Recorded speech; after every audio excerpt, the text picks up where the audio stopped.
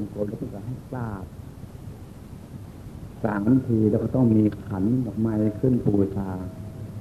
เดินกลับมาข้างทางสุดข้างทางนี้ก็ต้องกราบอีกแล้วก็มีขันดอกไม้ขึ้นบูชาทำอย่างนี้อยู่เป็นเวลา2 พรรษารวมเป็นปี6 เดือนเหลือจากนั้นผมก็สึกออกมาผมยังเป็นห่วงในการปฏิบัติธรรมจากนั้นมาก็มีอาจารย์อีกคนหนึ่งมาตั้งทาง40มาตั้งทางเชียงใหม่ท่านบอกว่าเฮ็ดอย่างนั้นมันผิดท่านเลยมาสอนวิธีอรหังให้ผมก็เลยรับทำตามกับท่านวิธีอรหังสัมมาอรหังเนี่ยทำมาในระหว่างนั้นผมอายุในเกณฑ์18 ปีพอดีอายุ20 ปีผมก็กลับเข้าไปบวชอีกเมื่อบวชแล้วผมก็เข้าอยู่ในศีลเลยว่าเจ้าของเคยทำกรรมฐานมาวิธีพุทเข้าโทออกว่าเจ้าของเคยตำนานทำกับครูบาอาจารย์มาทำเป็นสันเข้าเอกาคือสันเข้าเทื่อเดียวไอ้บาจะไปฉะนั้นผลการปฏิบัติธรรมะนั้นก็ทำมาอยู่อย่างนั้นเรื่อยๆมาบวชอยู่เป็นเวลา6 เดือนผมก็สึกออกมาผมยังคิดในการปฏิบัติธรรมอยู่เสมอจนกระทั่งมามีครอบครัวเมื่อมีครอบครัวแล้วผมก็ยังคิดในผลการปฏิบัติธรรมต่อมาผมได้ตำราวิธีพองยุบไปจากจังหวัดอุดรผมก็เลยไปทำวิธีพองยุบอยู่จังหวัดอุดรเนี่ยทำวิธีพองหนอยุบหนอคืออย่างที่เราทำกันนี่แหละว่าซ้ายย่างขวาย่างแล้วก็ต่อไปก็ว่าซ้ายยกหนอยกส้นหนอไปหนอลงหนอถูกหนอกดหนออย่างนี้แหละทำกันอย่างนี้เป็นเวลาอยู่8 ปีทำอย่างนี้ก็ดีอยู่อย่างเดียวกันแต่ผมยังไม่มีรถคือยังไม่มีปัญญาว่าอย่างนี้ต่อมาผมได้ยินวิธีท่านอาจารย์ปานว่าวิธีติ่งนิ่งผมได้ยินอย่างนี้ผมก็เลยไปฟังเทศกับท่านอาจารย์มหาศรีจันทร์นี่แหละฟังตั้งแต่6 โมงแรงถึง6 โมงเช้าข้อสงสัยบกพร่องอะไรผมถามเอาอย่างให้มันหมดสงสัยเลยนะท่านก็เลยสุดท้ายก็มาถ้าอยากรู้ต้องมาปฏิบัติเอาจะสอนกันเนี่ย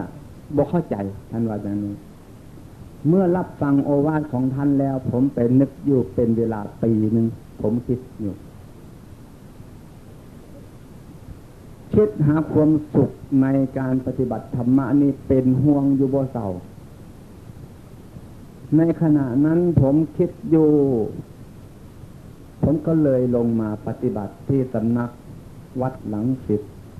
มุกดารามที่อำเภอศรีเชียงใหม่นี่เนี่ยเมื่อมาถึงแล้วท่านอาจารย์มหาศรีจันทร์ก็เลยบอกว่าปีนี้จะได้ขึ้นประจำพรรษาหลวงพ่อบางจะได้ให้หลวงพ่อวันทองมาเป็นอาจารย์ประจำอยู่ที่ตรงนี้ผมก็เลยได้รับคำแนะนำจากหลวงพ่อวันทองมาปฏิบัติธรรมะเมื่อมาปฏิบัติธรรมะอยู่ท่านให้มีกรรมฐานการขอเข้าขอออกอย่างนี้ผมก็เลยทำกับท่านว่าขอกรรมฐานเมื่อขอกรรมฐานแล้วท่านก็เลยบอกว่าให้ไปภาวนาตายอย่างนี้แหละเมื่อผมมานึกอยู่ในห้องกรรมฐานของผมแล้วผมก็ภาวนาตายนี่เราเฮ็ดมาหลายปีแล้วมันยังบ่เป็นนี่อย่างเท่านั้นผมคิดอย่างนี้ผมก็เลยมาทำจังหวะอย่างที่ท่าน หลวงพ่อบรรทองสอนให้ตีงนิ่งตีงนิ่งตีงนิ่งอย่างนี้ท่านสอนให้ยกเป็นจังหวะเมื่อมันหยุดทั้งก็ให้วันนี้เมื่อมันตีงทั้งก็บอกว่าให้มันตีงท่านทำอยู่ในขณะนั้นประมาณจากชั่วโมงนึงผมนั่นเลยคืออยากที่เว้าให้อย่างว่าตีงนิ่งก็ได้มันเป็นการบริกรรม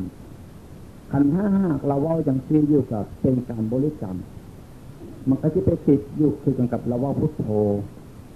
พุทโธอย่างซีคือเก่านั่นว่าผมคิดอย่างซีทำวันนั้นเลยบ่ได้ผลนอนตื่นนุ่งเศร้ามาเมื่อหน้ากูที่เอามาคักๆเราจำผมตื่นมาก็ทำกันโลดอีกเมื่อทำก็ทำอีกซึ่งทำเดือนหันพอดูในเกณฑ์ตี 5นี่แหละผมลุกเดินจนผมดูก็ปรากฏเป็นแสงออกมาตัวผมนี่คือแสงแดงหิ่งห้อยผมก็เลยเข้าใจธรรมะเกิดขึ้นกับเราแล้วบัดนี้ว่างั้นพอนึกไปนึกมาผมได้อ่านหนังสือปฐมสมโพธิเป็นนิดๆแล้วว่าอันไหนก็หายไปผมก็เดินจงกรมอยู่ไม่นานก็เกิดขึ้นมาอีกตื่มมันห้องเป็นแสงสว่างออกจากตัวผมนี่คล้ายคือใต้กระบองหรือคือแสงตะเกียงเจ้าพายุนี่แหละออกจากมือผมได้เอามือทั้งสองมือมาแลกันไว้ว่าโอ้แสงธรรมะนี่เป็นอย่างซีเนาะว่าซั่นผมเข้าใจว่าแม่นธรรมะอันนี้ก็ได้ผมไปเป็นนึกคิดเราอ่านหนังสือปฐมมาสมโพธิเนี่ยเป็นนิมิตแล้วอันเดียวกันก็เลยหายไปอีกตื่มผมก็เดินจงกรมอยู่เดินไปเดินมาเดินห้องแคบๆเมื่อเดินไปเดินมาเนื่อยแล้วผมก็ลงมานั่งมีแมงงอดตัวนึงตกลงมาตั้งแต่บนตกใส่ขาผมเนี่ยผมก็เลยพิจารณานั่งเบิ่งแมงงอดตกแต่มันก็บ่ตอดผมมันก็เลยอยู่กับขาผมมันรูปนี่มันบ่เฮ็ดหยังให้กันเด้ผมเลยเข้าใจอย่างซีโรดขาเราก็เป็นรูปแมงงอดก็เป็นรูปขาเราก็เป็นรูปนามแมงงอดก็เป็นรูปนาม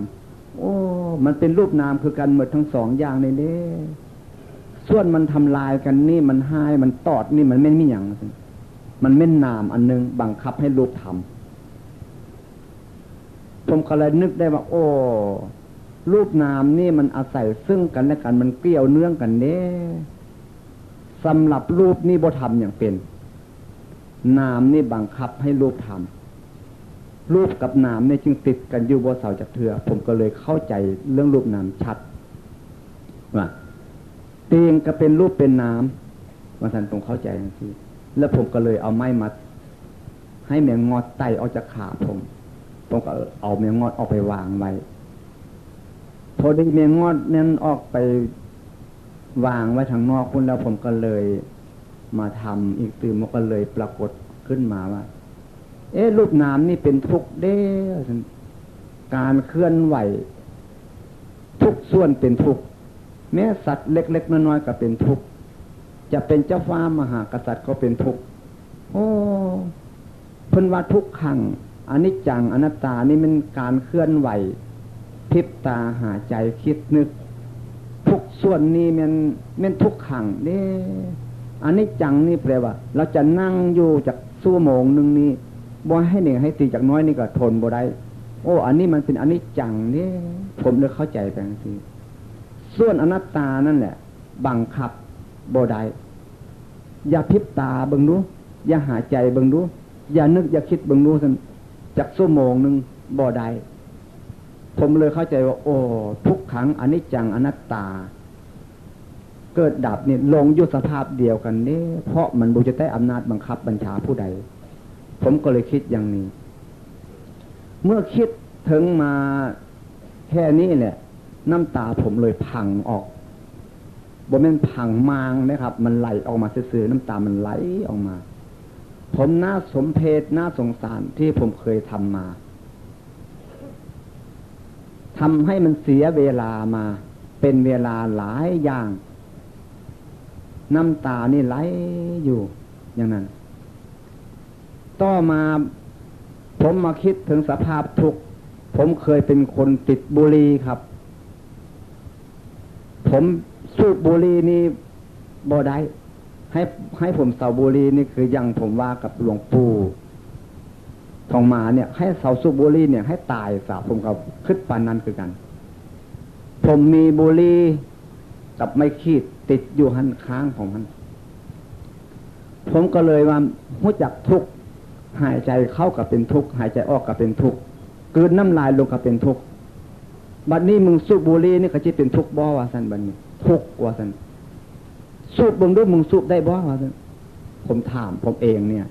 สูบบ่ได้แล้วขันบ่อนุญาตให้สูบก็สูบบ่ได้แล้วว่าซั่นเอ้าสูบเบิ่งดูว่าซั่นสูบบ่ได้ซั่นอนุญาตกูจะอนุญาตให้มึงไปจับเอาบุหรี่ว่าซั่นเอาไปแตะไว้มือเดียวมันก็จับบ่ขึ้นเอ้าเอาขึ้นมาแม่จะเอาขึ้นบ่ได้ขันบ่อนุญาตให้สะก่อนนั่นซั่นผมก็อนุญาตให้มันเอาจับขึ้นมาบัดเดียวจับขึ้นมาทอดบุหรี่ออกจากมันซองมันทอดบ่ออกเลยมือเดียวคันให้จับเอามือเดียวนี่ก็ทอดบ่ออกจำเป็นต้องคันบ่ให้จับสองมือก็ทอดบ่ได้ผมก็อนุญาตให้เอ้าทอดออกมาเบิ่งดูซั่นเอามาจ่อใส่ปากผมเนี่ยเอาเบิ่งดูมึงเอาได้บ่ซั่นเอาบ่ได้คันบ่อนุญาตให้อ้าปากขึ้นซะก่อนว่าซั่นมันหักเป็นในตัวมันได้ครับเรานี่ผมก็อนุญาตอ้าปากเบิ่งดูซั่นอ้าปากก็เอาบุหรี่สูบยัดใส่ปากนี่บัดเนี่ยบัดนี้บุหรี่นั้นบ่มีไฟบัดเนี่ยสูบบ่ได้ธรรมดาไฟบ่ไหม้บัดนี้ก็เอ้าสูบเบิ่งดูซั่นสูบบ่ได้คันบ่เอาไฟมาใส่เอากับขีดเบิ่งดูว่าซั่นมันจับมือเดียวมาต้อยกับขีดก็บ่เป็นในมือเดียวบัดนี้คันบ่อนุญาตให้จับสองมือก็บ่ได้แล้วว่าซั่นผมก็เอาอนุญาตให้มันจับสองมือจับก็มาไข่ออกไข่จับแต่ไม่กับขี้ซื่อๆบัดเนี่ยต้อยบ่เป็นอีกตื่มบ่อนุญาตให้ก็ต้อยบ่ได้แล้วว่าซั่นต้อยเบิ่งดูว่าซั่นบัดเนี่ยต้อยเอามาจี้ใส่มือนู้นจี้ใส่มันก็สูบเขาเนี่ยนี่เป็นปัญหาที่ให้ผมสะท้อนเรื่องการเห็นทุกข์เป็นพิษเป็นภัยแก่ผมก็เลยมึงสูบเข้าไปนี่มันให้ประโยชน์แก่มึงอย่างแดมีแต่การทำลายร่างกายทั้งนั้นนำเสื้อโลกเข้ามาเหม็นสาบเหม็นข่าวมึงรู้จักบอกความพินาศจิบหายผมมาว่าให้ผมเองศาสตร์ซัวศาสตร์โง่มึงเนี่ยบักพินาศจิบหายอย่างนั้นอย่างนี้สารพัดแต่มันว่าให้ผมว่าให้ผมเองผมก็เลยตั้งแต่เมื่อนั้นมาผมเลยหยุดสูบบุหรี่เลยบ่สูบจักเพื่อเท่าเดี๋ยวนี้แหละครับเรื่องการสูบบุหรี่แต่น้ำตานั้นไหลอยู่บ่เศร้าเป็นอยู่ทั้งกันได้ต่อมามีแม่ออกเอาข้าวต้มไปให้แม่ออกเอาข้าวต้มไปให้ผมยังให้อยู่เป็นหยังมาซั่นผมน่าสมเพชน่าสงสารเมื่อผมบ่ได้เข้ามาในสำนักนี้ผมสิบ่ได้รู้ธรรมะอันนี้และน่าสมเพชน่าสงสารผมบ่มีผู้บอกให้ผมว่าซั่นผมว่าเสาอย่าให้ว่าซั่นมันก็อดบ่ได้พอเวลาสั่นจังหันแล้วนี่ท่านหลวงพ่อบรรทองนี่ล่ะไปหาผมบัดเนี่ยเพิ่นไปสอบอารมณ์เพิ่นไปเห็นผมให้อยู่ศพนำหน้าบ่ว่าซั่นเพิ่นว่าน่ะว่าซั่นผมนึกคิดใจในขึ้นเหมือนคนเนี่ยมาให้ยองซี่ก็ยังมาศพนำหน้าน้ำตากันเราเห็นธรรมะอย่างซี่ก็หน้าที่ที่มาปลอบโยนกันทั้งสั้นอย่างซี่ผมนึกคิดไปว่าหลวงพ่อนี่คล้ายๆคือบ่มีธรรมะแท้ๆว่าซั่นมาศพนำหน้าน้ำตากันทั้งซี่เลยน้ำตาผมก็เลยเศร้ามันเป็นปีติขึ้นเพราะการเห็นรูปนามทำอิฐนี่ขั้นแรกหรือว่าผมดีใจกับแมนเป็นปีติกับแมนยินดีเพราะผมได้รู้นามรูปธรรมนามธรรมรูปโลกนามโลกรู้ทุกขังอนิจจังอนัตตารู้สมมุติรู้ไปหมดในขณะนั้นครับ บ่มีการหยุดยั้งพอดีออกจากรูโมนีเนี่ยพ่อบันทองวางแต่ก็น้ำตากระหายไปเพิ่นไปให้อารมณ์อีกตื่มตั้งสติให้มันดีว่าแต่เพิ่นวางครับผมก็บอกอังซีเพิ่นเลยบอกว่าจิตเป็นนายกายเป็นเรือสติเป็นหางเสือปัญญาเป็นคนพายเข้าใจบ่เข้าใจครับตั้งใจนะว่าท่านว่าครับว่าผมก็เลยตั้งใจกระทำกันอีกไป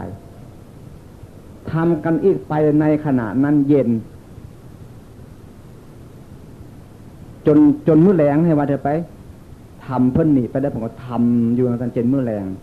ในขณะที่ในเกณฑ์ทุ่มนึงนี่แหละผมก็เลยเกิดปรากฏขึ้นอีกตื่มรู้จักการคิดการนึกนี่เป็นทุกถนัด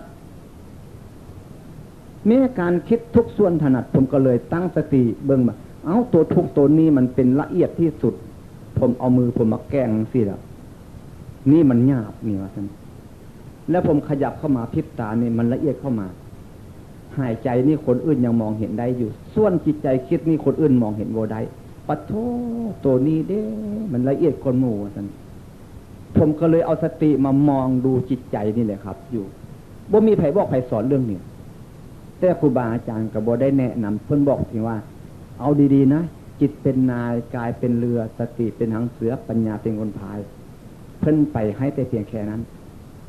ผมก็เลยมาตั้งท่ากูจิเบิ่งจิตมันคิดมันนึกนี่ก่อนนะว่าซั่นมันเป็นจังไดว่าซั่นมันคิดมาจากไส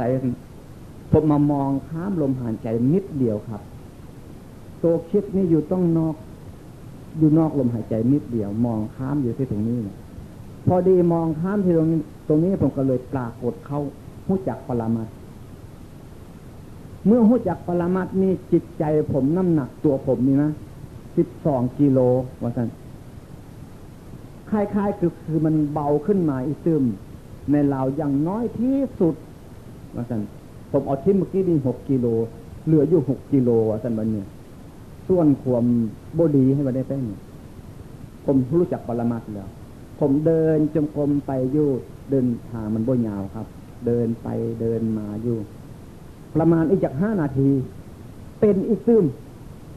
ทำให้จิตใจผมเปลี่ยนแปลงไปจากสภาพเดิมอีกซึมส่วน6กิโลนั่นแหละออกไปอีกซึมเหลืออยู่ประมาณจาก4กิโลปาโถ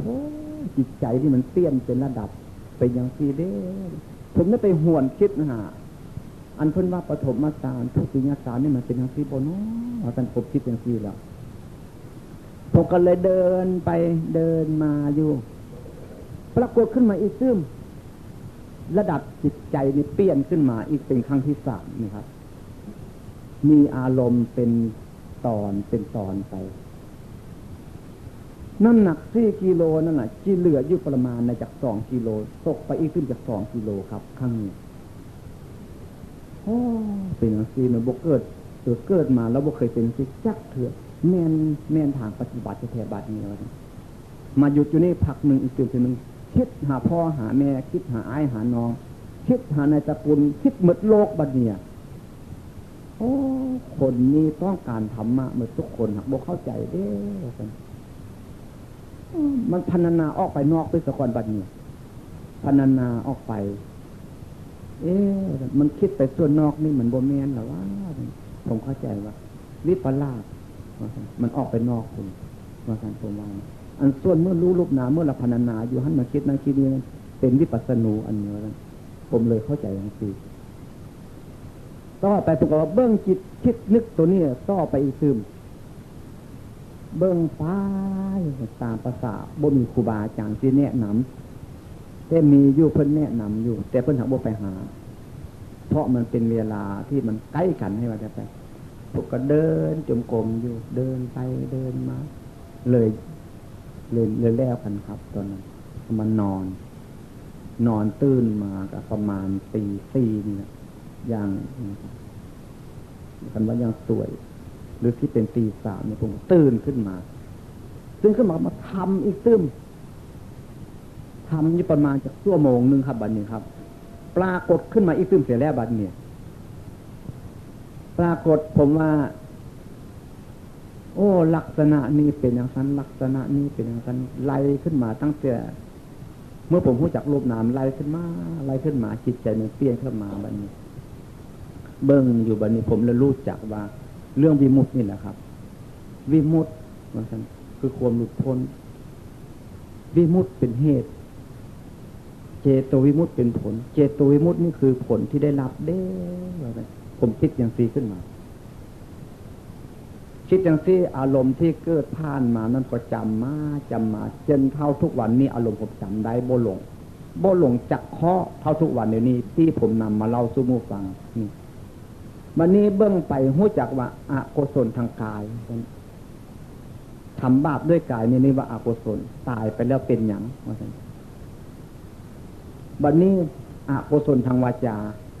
ว่าตั้งแต่ปากซื่อๆร่างกายบ่ทำตายไปแล้วบาปเป็นหยังว่าซั่นอกุศลด้วยใจคิดอิจฉาเบียดเบียนผู้อื่นซื่อๆแต่บ่ด่ากายก็บ่ทำตายไปแล้วเป็นหยังว่าซั่นผมถามตัวเองผมได้นี่มันคิดผู้เดียวมันถามผู้เดียวมันวันนี้ทั้ง3อย่างนี่แหละวันนี้อกุศลทางกาย1กายกระทำปากก็เว้าอีกตื่มเทื่อนึงใจก็ยังคิดอิจฉาริษยาเขาอยู่เทื่อนึง3อันนี้มารวมเข้ากันเนี่ยมันตายไปแล้วมันสิเป็นหยังว่าซั่นรวมเป็น4ข้อด้วยกันมาบวกกันให้มันวันนี้กุศลด้วยกายเอาแต่กายทำบุญซื่อๆส่วนวาจานั้นบ่ปากบ่เว้าทำตั้งแต่กายจะเกิดเป็นอย่างบุญอันเดียวกันวันนี้กุศลทางวาจาเว้าตั้งแต่ส่วนหมู่ทำบุญทำทานเนี่ยตายไปแล้วไปเกิดเป็นอย่างว่ากันวันนี้กุศลทางใจมีแต่ใจคิดซื่อส่วนร่างกายนี้บ่ทำปากกับบ่เว้าตายไปแล้วสิไปเกิดเป็นอย่างว่ากันคิดจังซี่วันนี้กุศลด้วยกายกระทำบุญเนี่ยทำดีเนี่ยวาจากระทำว่าซั่นใจกระทำดีทั้ง3อย่างนี้มาบวกเข้ากันแล้วตายแล้วสิไปเกิดเป็นอย่างว่าซั่นพอดีเบื้องมาเท่านี้แหละครับถ้าจิตฟ้าเนี่ยนะขาดปั๊บรถจิตใจผมเดินขึ้นรถครับจิตใจผมนี่ขาดออกจากกันแต่ว่ามันขาดกระแมนไผบ่เห็นเนาะเรื่องจิตใจขาดให้ว่าจะต้องขาดปั๊บนึงสะเดิดขึ้นรถครับผมเดินจงกรมอยู่นี่เดินไปเดินมาผมนึกคิดว่าความสุขในหลักพุทธศาสนานี้พระพุทธเจ้าสอนมา 84,000 พระธรรมขันธ์นี่รวมลงมาสู่จุดเดียวนี่เด้ผมนึกเข้าใจอย่างซีโรดแต่ผมก็เกือบพลาดอีกเทื่อนึงทิ้งอารมณ์ครับเลยมาทิ้งอารมณ์ผมที่ผมเห็นเล่ามานะเรื่องอกุศลด้วยกายด้วยวาจาด้วยใจพยุงไปสบายโพดเกินไปสบายอยู่ประมาณจากชั่วโมงนึงครับเดินไปเดินมาเบามากสุดผู้มีส่วนการที่มันหนักแน่นอยู่นำตัวคนมัดว่าซั่นผมว่ามัดไม่มีอะไรเหลือเสียแล้วบัดนี้ว่าสบายหลายมันคิดติดด้วยความสุขครับอ้าวบ่เป็นหาได้เพิ่นว่ากันถ้าว่าติดด้วยความสุขนี่มันจิลืมหลักฐานได้นี่ว่าซั่นผมคิดขึ้นมาจังซี่ขึ้นมาอีกทีผมกลับเข้ามาทวนอารมณ์ผมอีกเทื่อนึงเมื่อกลับเข้ามาทวนอารมณ์ผมแล้วผมก็นึกได้โอ้อันนี้เปรียบดังไม้มีห้องอันนึงเราเอาไม้มาพาดอะไรอย่างซี่ถ้าเราเดินไปที่ไม้ลำเดียวถ้าเราเหยียบไม้ลำเดียวพลิกแล้วตกลงแล้วก็เป็นอันถึงดินรถบาดเดียวตายบ่ได้อย่างซี่ว่ากันบัดนี้ถ้ามีไม้พาดแล้วก็มีไม้อีกตึ้มลำนึงจับให้เราเดินไปได้สบายเมื่อเราเซเราจะได้จับไม้อันนี้เป็นกำลังแรงเลยโอ้อารมณ์นี่มาช่วยให้เป็นกำลังแรงบ่ให้เราลืมตัวนี่แม่นอารมณ์นี่เด้ลักษณะความเป็นอย่างซี่ผมจึงเชื่อแน่ว่าคำสอนของพระเจ้านี่มีเท่านี้เนาะว่าซั่นนี่มันเป็นอย่างซี่ประวัติผมปฏิบัติธรรมะมาเดี๋ยวเล่าให้ฟังเพียงย่อๆต่อจากนั้นมาผมก็เลยปฏิบัติมาอย่างซี่อยู่มาแล้วกับมื้อปีนั้นเป็น82 หนคันถ้าเป็นมื้อ14ของพวกเรากับมื้อ14ของเมืองลาวนั้นน่ะมันบ่ถูกกันพระอาจารย์ปานก็เลยมาตกมื้อ15ของพวกเฮาที่มา มาเพิ่นก็เลยมาถามผมเอาผมไปถามเพิ่นสอบนักปฏิบัตินำกันนี้เพิ่นสอบทีละคนละคนครับบ่คือพวกเราให้ไปหาทีละคนบ่ได้ไปพร้อมกันมีนักปฏิบัติพระจำนวน23องค์23รูปให้ว่าได้ไปแล้วก็มีโยมผู้หญิงผู้ชายก็มี5คนปฏิบัติด้วยกันหมู่นั้นไปหมดแล้วบัดนี้ก็เป็นตกเพียนผมไปมื้อนั้นแดดผมเป็นสารบาดไปเมื่อยไปฮอดเพิ่นก็ถามเป็นจังได๋ว่าซั่นเพิ่นถามเมื่อยครับว่าก็ของคนเมื่อยมันก็รู้จักสิว่าโนเมื่อยไผสิบ่รู้จักหมู่เพิ่นก็สิรู้จักทุกคนว่าเมื่อยคันทำงานเมื่อยแม่นบ่ก็รู้จักผมก็เลยตอบว่าเมื่อยครับว่ารู้จักบ่เมื่อยซั่นรู้จักครับว่าผมก็ตอบจังซี่ตอบซื่อๆให้ว่าได้ไปอันนี้เพิ่นก็เลยว่านั่งอยู่ให้มีสติบ่ซั่นมีครับว่าสติอยู่ไสซั่นอยู่กับผมนี่แล้วครับว่าเพิ่นก็เลยบอกว่ากลับเข้าห้องกรรมฐานอีกคืนไปว่าซั่นเพิ่นบอกปะโถว่าอาจารย์นี่สิมาแก้ปัญหาถามปัญหากูแล้วเด้บัดนี้ว่าซั่นผมก็เลยย่างเดินจงกรมมาโอ้ยมื้อใดเด้กูสิได้แก้ปัญหาท่านอาจารย์นี่เนาะท่านผมคิดจังซี่อยู่เอาละบ่เป็นมื้อนึงกับวันนึงล่ะเพิ่นสิมาสอบอารมณ์กูนี่ว่าซั่นผมใจกล้าหาญอยู่ซั่นครับเรื่องอารมณ์เนี่ยกล้าอยู่วันนี้ก็ตกลงมามื้อหน้ามาเพิ่นก็มาอีกตึมแล้วครับมาสอบอารมณ์บ่เป็นมื้อหน้าบ่แม่นติดกันเด้ครับระยะห่างกัน2มื้อเพิ่นมาก็เลยเอานักปฏิบัติจำนวน23คนไปสอบก่อนผู้ชายผู้หญิงอันที่ปฏิบัติจำนวนกันไปสอบก่อนเมื่อทุกคนแล้วก็ผมเป็นคนสุดท้ายอีกตึมบัดเนี่ยเห็นว่าเอาพอออกเสียงคานมาดูว่าซั่นเพิ่นก็นั่งอยู่โต๊ะคือจังซี่แหละผมก็นั่งคือเพิ่นอาจารย์นี่แหละเพิ่นอิงหมอนเท้ามีหมอนเท้าใหญ่คือหมอนเท้าเขาเจ้ามาถวายเขานี่นั่งอิงอยู่เพิ่นก็ถามผมไปฮอดนะเป็นยังไงพอออกเสียงคานนะซั่นบ่เป็นหยังครับว่าซั่นว่าซั่นเพิ่นว่าเพิ่นตะคอกเพิ่นคู่ให้ว่าเถอะไปใจนี่ว่านึงย้านขึ้นบัดเนี่ยอ้าวมึงย้านจังไดมึงบ่ไข้บ่เจ็บบ่หน้าบ่เป็นมีหยังมึงย้านจังไดซั่นใจเกิดขึ้นอีกตื่มผู้นึงคล้ายๆคือมีคู่บ่เด้บ่เป็นคู่นั่งเหี่ยค้างเลยครับจิตใจเนี่ยมันกล้าขึ้นมาอีกตื่มเทื่อนึงคล้ายๆคือว่าบ่ย้านให้มันได้ไปครับใจกล้าหาญสามารถว่าได้บัดนี้ใจนี่โธ่มึงย้านสิเมื่อกี้นี่เลยย้านทำไมอ่ะท่านเราจะว่าไปย่างกงไปกงมาเมื่อนี้ว่าท่านถ้าถามเป็นปัญหาก็ต้องแก้ปัญหาว่าต้องคิดอยู่ในใจบัดนี้เพิ่งก็เลยถามมาพอออกมาท่านครับว่าเป็นยังไงท่านรู้จักอย่างใดรู้จักว่าท่านบัดนี้ตอบบัดนี้รู้จักอันใดท่านรู้จักตัวผมนี่แล้วว่าท่านตอบเพิ่นรู้จักอันใดรู้จักตัวพอออกนะรู้จักรูปธรรมนามธรรมรู้จักรูปนามรู้จักสมมุติรู้จักศาสนารู้จักพุทธศาสนานี่แล้วท่านเฮ้ยคนคันบ่รู้จักรูปบ่รู้จักนามบ่รู้จักรูปธรรมนามธรรมบ่รู้จักศาสนาก็บ้าเท่านั้นคือคนตายแล้วนี่เท่านั้นแล้วว่าแต่เพิ่นว่าน่ะแม่นครับผมตายแท้ๆแต่ก่อนผมเป็นคนตายแล้วครับว่าผมเกิดใหม่ได้เดี๋ยวนี้นี่ครับว่าประมาณอ้าวคนเกิดใหม่ที่มาอย่างจังซี่ได้ว่าแต่เพิ่นถามมันเด็กน้อยมาจิมาจังซี่ได้จังได๋ว่าซั่นเพิ่นว่าเพิ่นคู่กับแม่นเพิ่นว่าซื่อๆกับแม่นบ่แม่นเกิดใหม่จังซั่นครับว่าผมเกิดใหม่นี่หมายถึงบ่ได้เกิดจากพ่อแม่ครับว่าผมเกิดปัญญาอันนึงขึ้นมาในตัวผมนี่ซื่อๆนี่ได้ครับว่าโอ้ยคนเนี่ยคันบ่รู้จักรูปรู้จักนามจังซี่ก็คือคนตายแล้วนี่แล้วแต่เพิ่นว่า2เทื่อครับบ่รู้จักแต่แท้ครับแต่ก่อนครับเดี๋ยวนี้ผมรู้จักเดี๋ยวนี้ครับรู้จักมันเป็นทางไหนพอออกเสื้อแท้บ่เสื้อครับว่า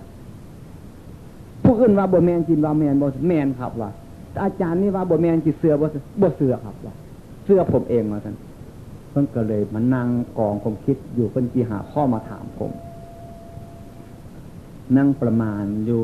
บ่นานนะครับคันนานก็สิประมาณจาก5นาทีระหว่างนี้ล่ะ เพิ่นเลยถามเพิ่นพอออกเกลือเข็มบ่ว่าซั่นเพิ่นถามโอ้ยอันจังซี่ก็สิมาถามกันล่ะเนาะว่าซั่นปัญหาเด็กน้อยแล้วแหละบัดเดี๋ยวท่านผมเข้าใจจังซี่ครับ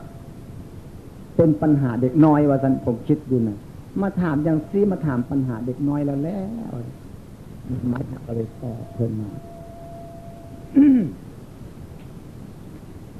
เกลือนั่นมันโบเข็มนะครับแบบมันยุกกระทอพุ่นมันโบได้ยูรินผมนี่ว่าผมบูรู้จักว่าเกลือเค็มเพราะเกลือโบอยู่ในลิ้นผม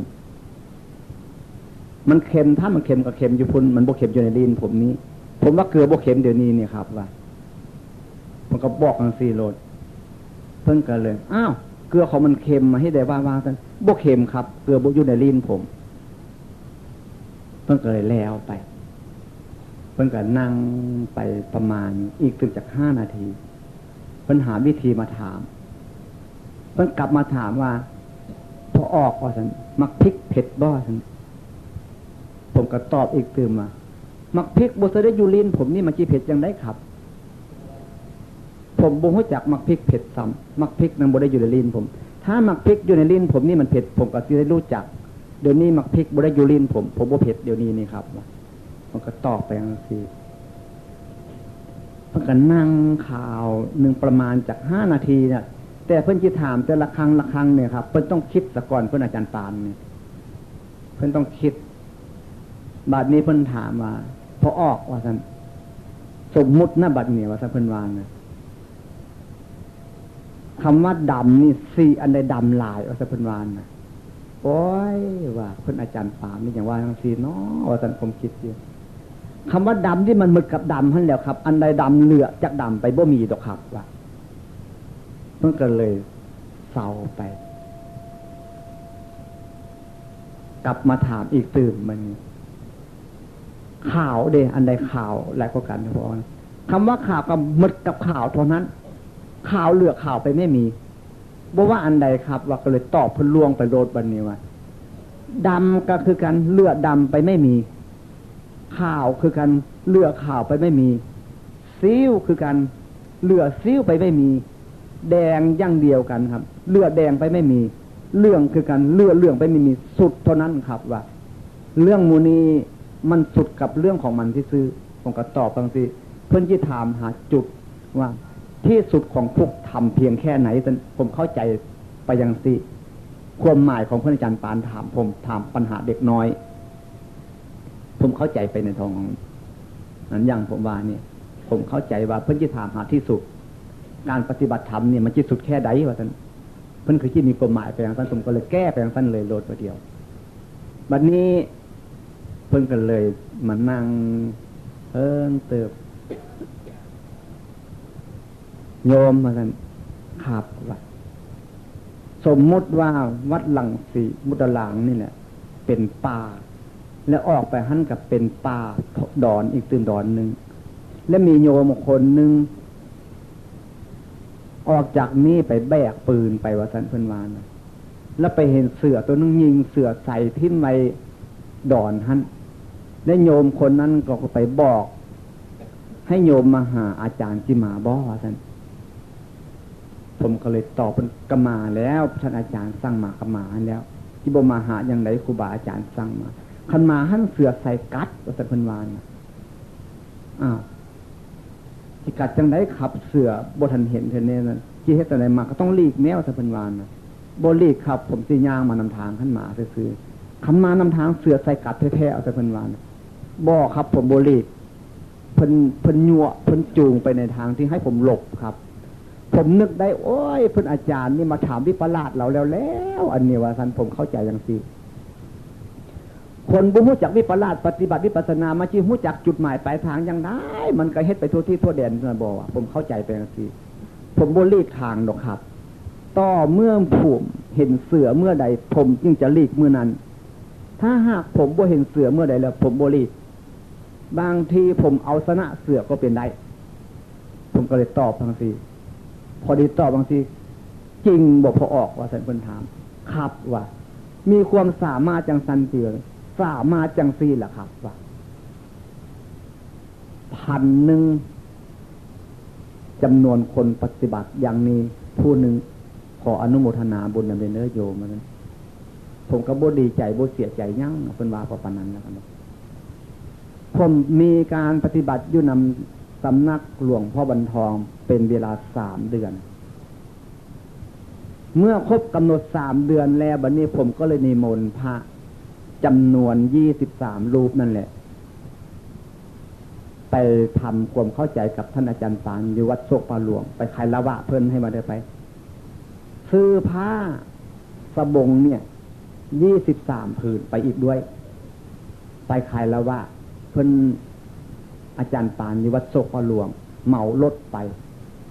เหมาเหือไปก่อนบ่แม่นเหมารถเทือเหมาเหือข้ามฟากไปพอดีขึ้นตกเวียงจันทน์แล้วก็เหมารถไปรถขึ้นไปเข้าไปหาสำนักอาจารย์ปานเนี่ยอยู่วัดโศกปาหลวงไปทำความเข้าใจกับเพิ่นไปขายละวะเพิ่นเมื่อกลับมาถึงวัดลังสีมุกดารามก็เอาผ้าจำนวน23 ผืนนี้ไปถวายทุกองค์ไปขายละวะเพิ่นหมดทุกองค์ผมก็ขึ้นมาบัดนี้ขึ้นมาถึงบ้านผมก็เลยมาแวะบ้านโบโฮมหั่นปกติบ้านผมวันพระผู้เฒ่าผู้แก่ต้องไปจำศีลมื้อนั้นมาฮอดก็เป็นวันพระผู้เฒ่าผู้แก่ไปจำศีลอยู่หั่นจำศีลนั้นผมก็เลยไปนอนนำข้าเจ้าโบขึ้นมาถึงเสียงคานนอนหั่นก็เลยมันก็ถามไปพอเฒ่าเสิร์ชนี่น่ะเป็นจังได๋น่ะเคยว่าซั่นเราว่าเสียงให้พวกเราบ้าแม่นแล้วลุงว่าบัดนี้ค่อยตัดสินใจว่าแม่นแล้วได้ว่าซั่นแม่นแท้ๆบ่ว่าซั่นแม่นว่า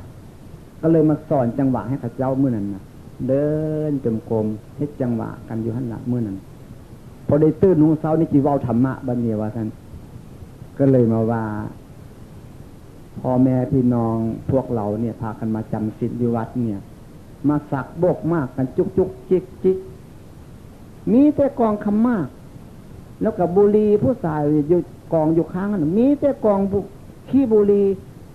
มาจำศีลมาเอาบุญจังซี่แม่บุญเส้นคนเดียวนึงก็บ่ได้ดอกว่าสิผมว่านะเครียดทึบทับขึ้นมาโลดขับคนโอ้ว่าซั่น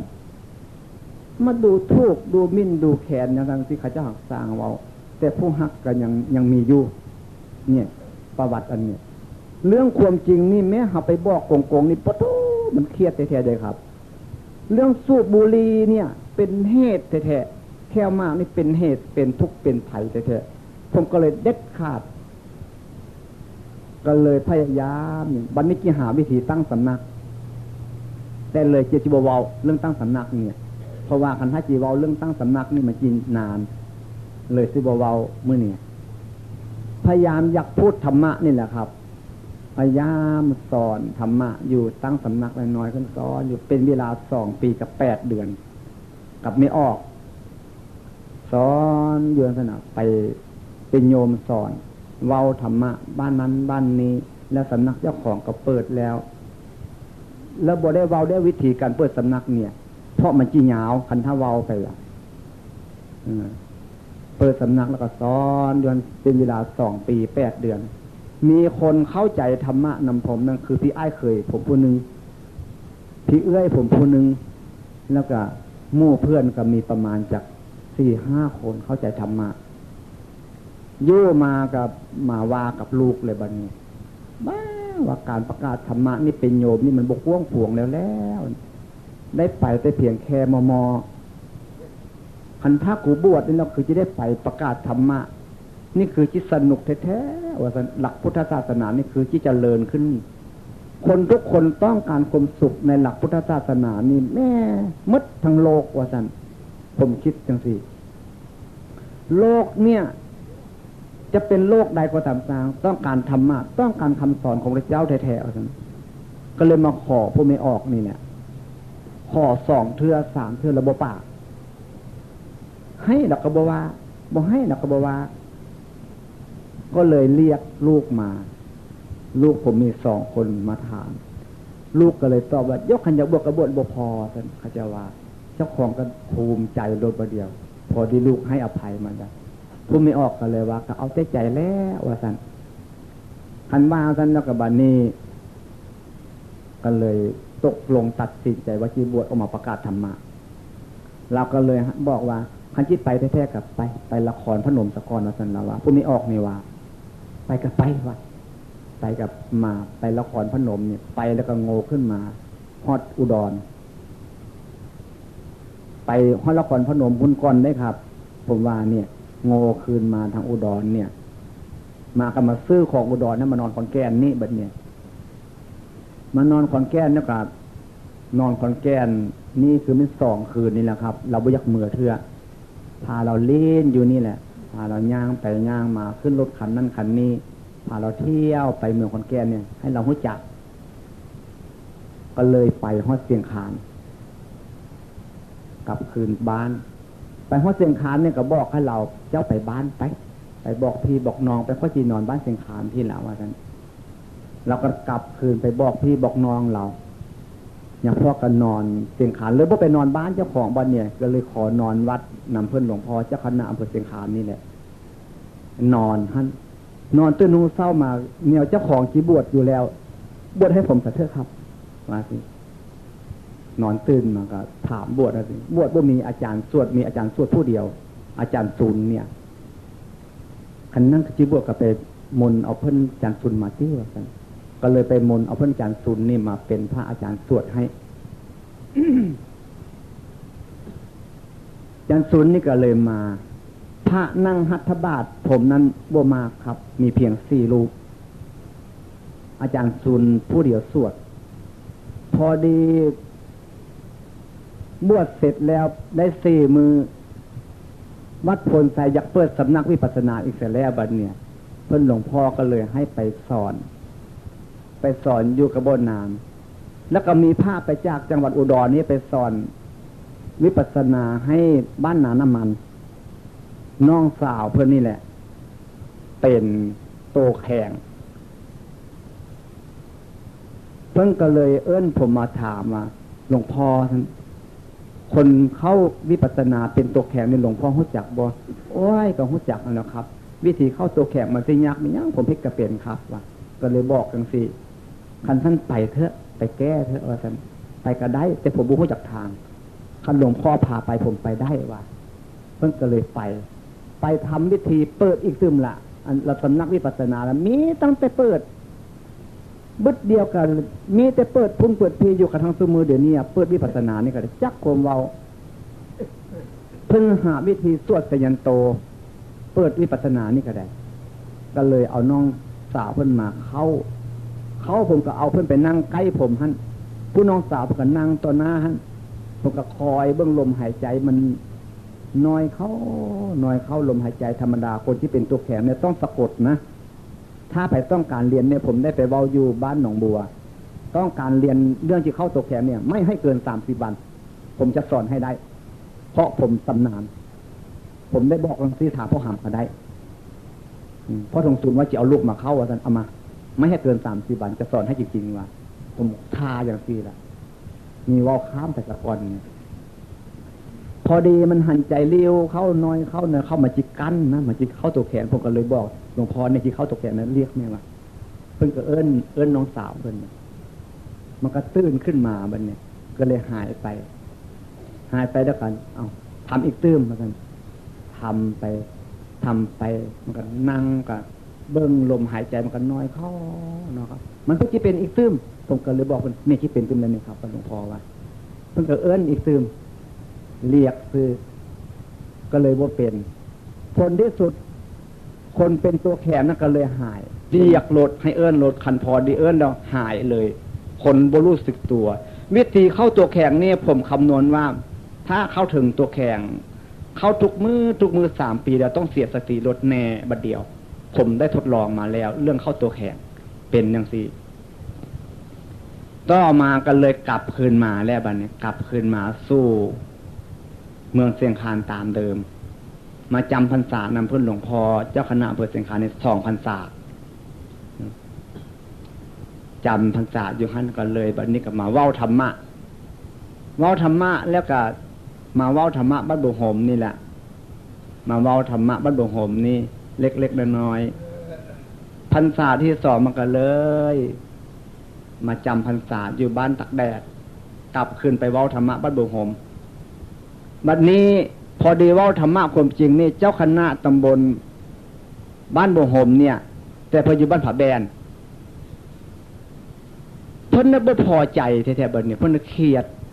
ดหลาย ผมเอาธรรมะความจริงเนี่ยเสาอย่าพออย่าสู้เว้าจังซั่น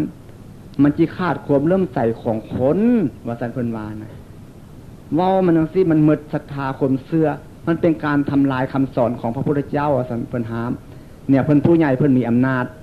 โยมที่ฮู้จักธรรมะนำผมหั่นประมาณจาก10กว่าคนครับไปฟังนั้นข้าเจ้าก็เลยหมดศรัทธา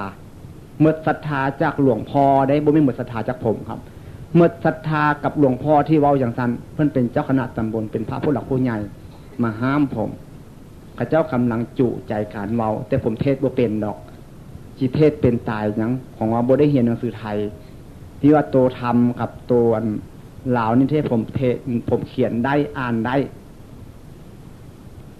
ต่อมาข้าเจ้าก็เลยมาเฮ็ดบุญมหาชาติเนี่ยเพิ่นเลยเป็นนางอยู่ก้องกบหมักม่วงเป็นนิมนต์เพิ่นมาไมคอนตกมาเทมันตกใส่หัวเพิ่นนี่แล้วเลยแตกหัวเพิ่นไทบ้านดวงผมเนี่ยหาว่าผมมีฤทธิ์มีเดชแล้วบัดเนี่ยว่าโอ้ยหลวงพ่อนี่มีฤทธิ์มีเดชโอ้มีบุญหลายว่าซั่นเบิ่งดูอย่าพอว่าซั่นเจ้าคณะตำบลนั้นด่าเพิ่นเมื่อเพิ่นเว้าธรรมะให้เฮาฟังหั่นน่ะคนตั้งหลายคนด่าเพิ่นประณามเพิ่นบาปอันนั้นล่ะบ่ตกใส่หัวเพิ่นหมู่อยู่หั่นตั้งหลายคนยังบ่ตกใส่หัวเพิ่นว่าซั่น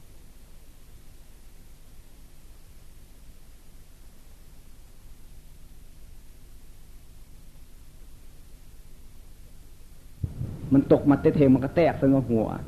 แต่คนธรรมดาเขาเนี่ยเป็นการเข้าใจผิดไปทั้งนั้นครับ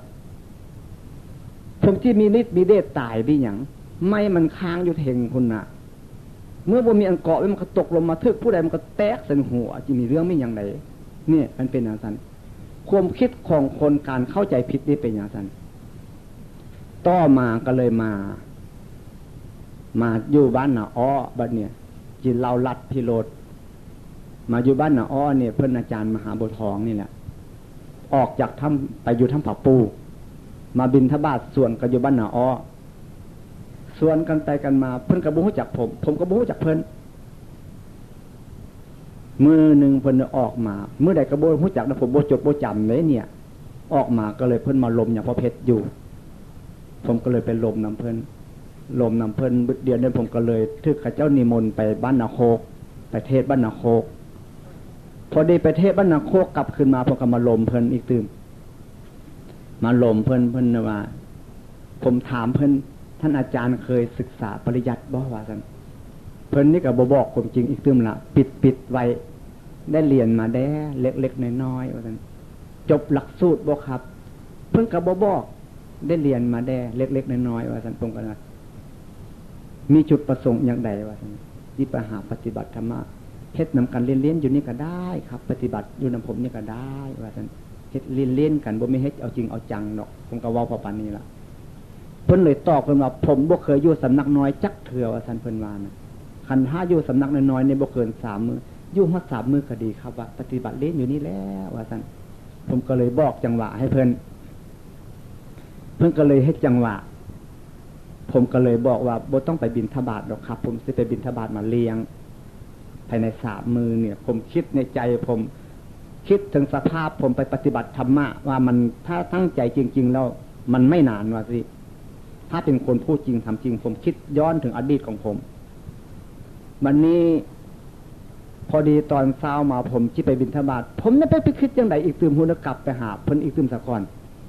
ว่าสิบ่ไปหาเพิ่นเพิ่นกลับไปถามเพิ่นเป็นจังไดครับว่าซั่นเพิ่นก็เลยว่าฮู้จักรูปนามบ่สิผมถามฮู้จักว่าซั่นเพิ่นว่านะเป็นจังไดรูปนามว่าซั่นเว้านั้นเป็นตาหัวอย่างว่าบนนี้ก็ได้คล้ายๆคือคนบ้าเนาะคนบ่ฮู้จักก็ว่าฮู้จักเอาได้นี่ก็ได้เพิ่นก็ว่าผมก็เห็นรูปผมไปนั่งจ่อคออยู่พุ่นว่าซั่นผมผ้าสีกักนี่แหละท่านบ่เห็นหัวว่าท่านเพิ่นว่าผมบ่มีหัวว่าท่านเห็นแต่คุมรูปตัวของผมเนี่ยผมผ้าสีกักตัวนี้แล้วครับอยู่พุ่นว่าท่านนั่งอยู่พุ่นเอ้าเน่งเบิ่งดูครับว่าเฮ็ดจังหวะเบิ่งดูว่าท่านเพิ่นก็เลยเฮ็ดจังหวะขึ้นหันแล้วรูปนามครับเพิ่นก็เลยรู้จักเราของเพิ่นเรียนเนี่ยเพิ่นรู้จักไวหรือบ่เพิ่นมีแผนที่ให้ว่าจะไปเพิ่นกลับรู้จักรูปนามกับหันรถประเดียว พอดีหู้จักรูปนามแล้วผมก็เลยเว้าเพิ่นเท่านั้นแล้วผมก็ไปบิณฑบาตแล้วก็คืนมาสันจังหันแล้วผมก็กลับไปถามอีกตื่มอยู่นำกันนานเติบพยายามเว้ากับอยู่หันเพิ่นก็เข้าใจแต่รูปนามครับเข้าใจแต่เพียงรูปนามเลยสอนก็อยู่เพียงแค่รูปนามเท่านั้นล่ะเอากันอยู่พอปานนั้นก็เลยหนีมาผมที่มาบ้านได้บัดนี้ครับที่มาบ้านผมก็เลยมาก็เลยบ่มีเงินทุกไทยบ้านปากมากตายพระเจ้าก็เลยไปนิมนต์ก็เลยไปสวดมนต์นำกันบัดนี้ก็ได้เงินมาเพื่อก็ตามมาฮอดบ้านโมโหมที่มาปฏิบัติธรรมะอยู่พี่แล้วเพิ่นเลยมาเข้าใจธรรมะอยู่พี่ได้บัดเนี่ยมาเข้าใจธรรมะอยู่พี่เพิ่นเลยว่าเอาละบัดเนี่ยว่าซั่นหลวงพ่อว่าซั่นมันว่าเสือมาก็สู้เสือผีมาก็สู้ผีบัดเนี่ยว่าซั่นผมก็นึกได้บัดเดียวโอ้ว่าเราได้ระเบิดลูกนึงแล้วบัดเนี่ยจะโยนระเบิดให้มันแตกพังไปแล้วเด้อบัดเนี่ยผมคิดอย่างซี่อยู่นี่ผมเล่าประวัติอันนี้มาเล่าประวัติเรื่องนี้เป็นเศร้าๆมาซะก่อนมันนี่จะย้อนไปหาถึงเรื่องอาจารย์บัดเนี่ยจะย้อนกลับหลังมันนี่มาเว้าเรื่องประวัติเรื่องอาจารย์มหาเพียงแค่นี้ไว้ซะก่อนเมื่อผมอยู่นำเจ้าคณะอำเภอเชียงคานเนี่ยปรากฏพระผู้ใหญ่เกลียดผมที่สุดผมเว้าธรรมะเป็นตัวการคือเจ้าคณะตำบลกำนันผู้ใหญ่บ้านสิทธิเอกสมศักดิ์มูนี่นะบ่พอใจเขาก็หาวิธีฟ้องร้องแล้วก็อีกพระหลายท่านอีกตื่มผู้เป็นรองเจ้าคณะอำเภอก็บ่พอใจอีกซะด้วยบัดนี้และอาจารย์ก็หลายคนอาจารย์ผู้สวดผมนี่ก็บ่พอใจอีกตื่มเทื่อนึงผมเว้าไปเว้ามาก็ได้คันสิเว้าก็สาธุครูบาอาจารย์บ่เป็นหยังเพิ่นก็เลยมาติดต่อท่านอาจารย์มหาสิจันทร์พี่แหละขึ้นไปเป็นอาจารย์เดิมอาจารย์ผู้เทศให้ฟังแต่ขั้นแรกแต่ผมเลยบ่เว้าเรื่องการฟังเทศมื้อนี้เพราะว่าผมเล่าเมื่อเช้านี่มันยาวโพดผมตัดเอาสั้นๆบัดเนี่ยขึ้นไปผมก็เลยไปหาเพิ่นเพิ่นก็ถามเป็นจังไดปฏิบัติธรรมะเป็นจังซั่นเป็นจังซี่มันบ่แม่นดอกว่าซั่นหลวงพ่อว่าซั่นแม่นแล้วครับมันบ่แม่นคือเพิ่นว่าแท้ๆครับผมบ่แม่นเพิ่นเด้ครับว่าผมก็เลยตอบว่าสิบ่แม่นข่มเพิ่นครับบ่แม่นแท้ๆผมมันผิดเพิ่นแท้ๆมันผิดจะเว้าจังซั่นน่ะแต่เพิ่นว่าน่ะผิดเพิ่นแท้ๆครับว่าผมรับรองว่าเสื้อแน่ผมผิดเพิ่นแท้ๆว่าผมก็เลยตอบไปอย่างซี่แล้วโอ้ยเว้าอย่างซั่นต้องไปเรียนปริยัติซะก่อนว่าซั่นเพิ่นว่าจะไปเรียนไม่เห็นหยังปริยัติเด้ครับผมเรียนมาพอแล้วครับว่า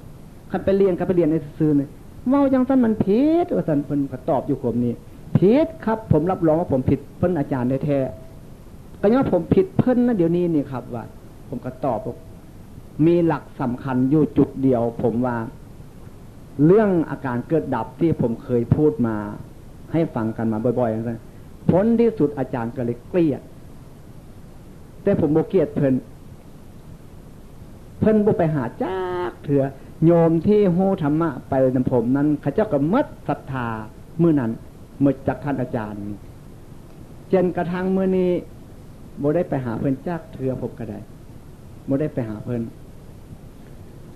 แต่ที่บ่เว้าเรื่องประวัติเพิ่นลองไปบ้านเพิ่นกลับเข้าไป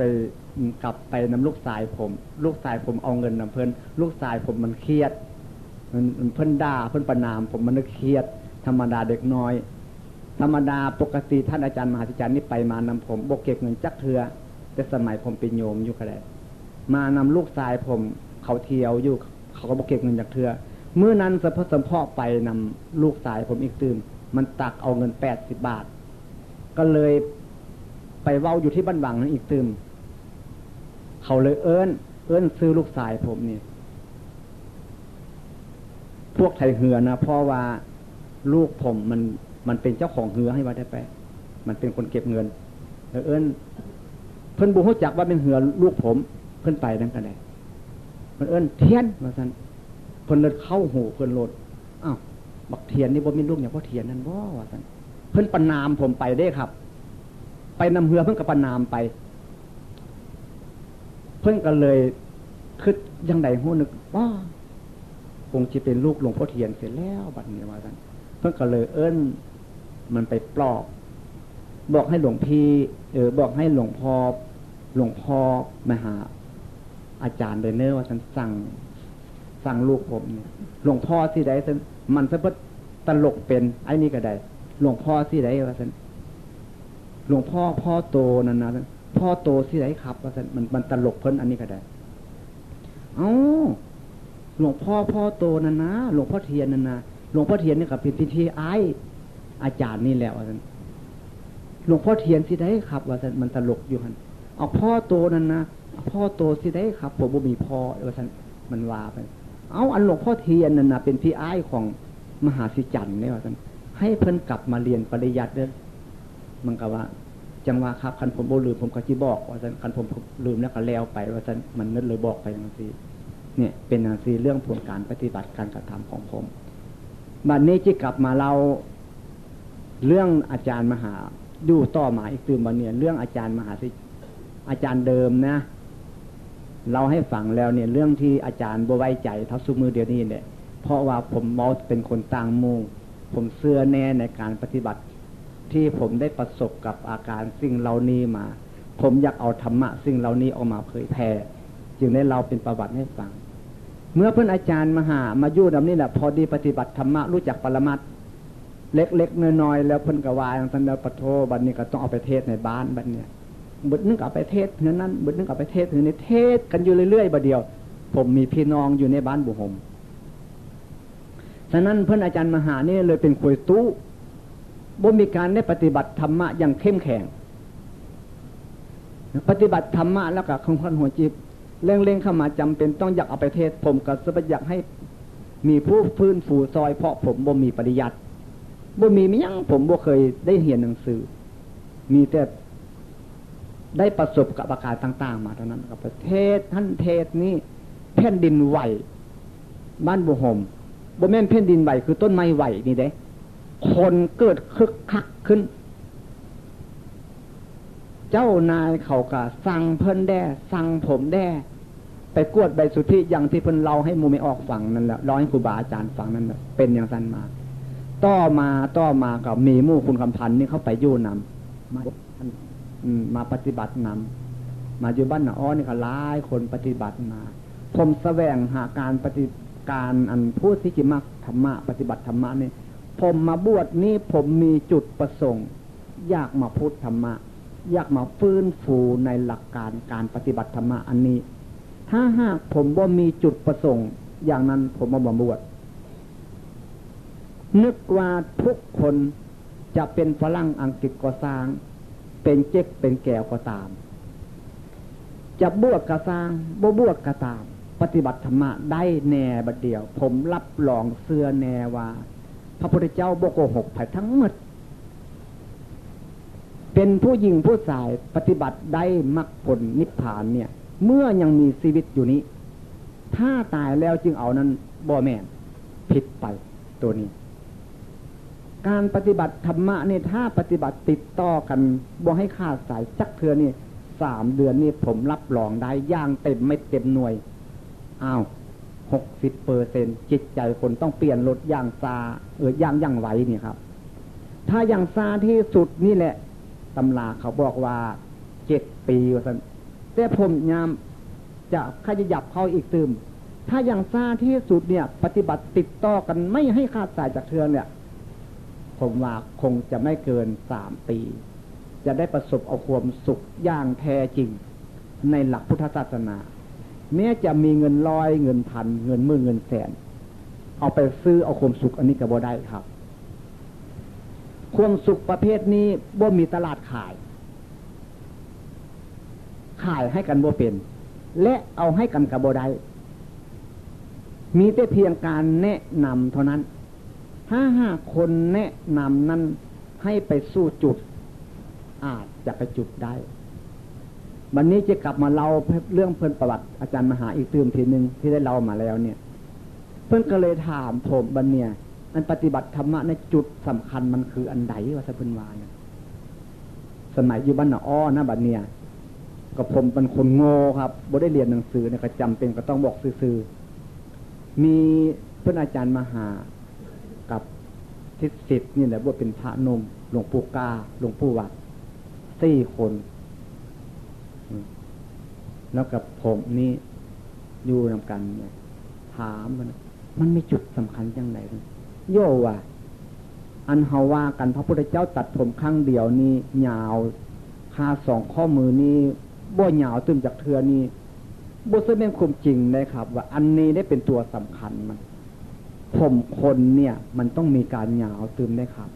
เพิ่นเข้าใจรถวอโทนี่ก็ได้พระพุทธเจ้าตัดผมครั้งเดียวเนี่ยวอโทนี่เนี่ยมันเป็นอนันต์พุนได้ครับว่าสิวายเพิ่นก็ธรรมดาคนถามกันแนวคนบ่รู้จักตำราผมเนี่ยบอกซื่อๆนี่แหละให้ว่าจะไปมันอนันต์พุนต่างหากได้ครับมันขาดออกจากกันซื่อๆนี่เพิ่นเลยเข้าใจเพิ่นเลยจับเอาเรื่องอันนี้แหละผมก็ได้ยินเพิ่นเล่าให้ฟังจับไปถามเจ้าคณะอำเภอเสียงคานเนี่ยมันสามารถที่เป็นอย่างสั้นแท้ๆบ่ปฏิบัติธรรมะนี่ว่าสั้นเพิ่นก็ยังบ่ไว้ใจอยู่บ่หรือยังก็บ่รู้จักเพิ่นแล้วเหลือจากนั้นเพิ่นยังจับเรื่องอันนี้มาถามเจ้าคณะจังหวัดเลยที่อีกตืบมันเป็นอย่างสั้นแท้ๆบ่ว่าสั้นเพิ่นหาเอาเรื่องเพิ่นไปวิพากษ์วิจารณ์อันนี้เล่าประวัติของเพิ่นแทนซื่อๆอันเนี้ย ฉะนั้นการปฏิบัติธรรมะนั้นผมจึงได้เคยพูดว่าเรื่องโลภโกรธหลงเนี่ยมันยังบ่เป็นสิ่งสำคัญถ้าหากผู้ใดว่าโลภโกรธหลงเป็นสิ่งสำคัญนั้นถูกอยู่แต่มันถูกผิวนอกบ่แม่นมันถูกผิวในผมเลยเข้าใจเรื่องนี้แหละการปฏิบัติธรรมะผมไปอ่านหนังสือตำราหลักสูตรนักธรรมสั้นโธเนี่ยว่าพระโสดาบันจะมาเกิดในมนุษย์อีกชาติหนึ่งคือเอกพีชีผมเลยนึกได้ว่าโอ้พระโสดาบันนี่ก็จะมาทำงานบ่อนนี้เด้ตื่มเทื่อนึง เพราะงานมันบ่แล้วว่าซั่นพระโสดาบันจะมาเกิดในมนุษย์อีกอีก6 ชาติโอ้พระโสดาบันนี่ก็จะได้มาทำงานอันนี้อีกตื่มเด้6 เทื่อยังจะเสร็จงานว่าซั่นผมคิดผู้เดียวผมบัดนี้พระโสดาบันว่าซั่นจะมาเกิดในมนุษย์อีก7 ชาติโอ้พระโสดาบันจะได้มาเกิดในมนุษย์อีก7 ชาตินี่ก็จะมาทำงานอันนี้อีก7 เทื่อเด้งานนี้จึงจะจัดสำเร็จไปได้ผมนึกอันนี้ขึ้นมาฉะนั้นเรื่องกับเรื่องกันเรื่องวิพากษ์วิจารณ์มูนี้ผมปรากฏว่าหมดสิ่งที่เว้าเรื่องการทำบุญให้ทานนั้นมันเป็นเหงื่อรอซื่อๆเรื่องการทำบุญให้ทานรักษาศีลอย่างใดๆก็ตามเป็นเหงื่อรอเพราะให้คนติดเราซะก่อนเมื่อติดเราแล้วเราจะยั่วเขาได้หรือว่าบอกเขาได้ทำได้เฮ็ดได้อย่างที่เขาอยากจะเฮ็ดนำเราได้ปัญหามันมีเพียงแค่เดียวว่าพระพุทธเจ้าตัดผมครั้งเดียวยาวคา2 ข้อมือและไม่ยาวอีกต่อไป